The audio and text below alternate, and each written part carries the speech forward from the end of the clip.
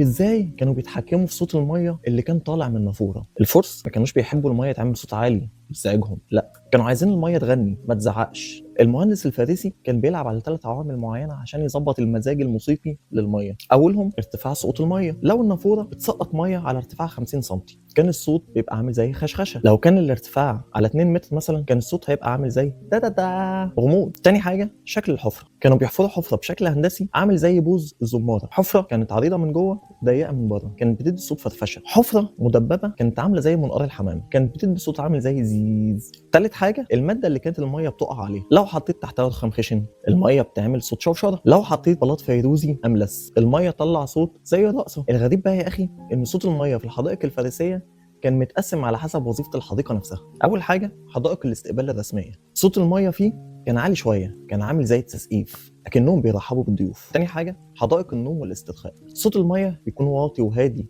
عشان يغيبك في النوم. تالت حاجه حدائق الحريم. طيب تخيل انت كده صوت الميه فيها عامل ازاي؟ صح زي ما انت تخيلت بالظبط، كانوا بيخلوا صوت الميه فيه غير منتظم، احيانا يزيد واحيانا يقل. وحاجه قمه فيه عصمتك بيني وبين روحي وصالحتك وخصمتك تاني. الفارسي ما كانش بيدير حديقه، كان بيدير اوركسترا تحت الارض، وانت كنت فاكرها نخله ونافوره بس.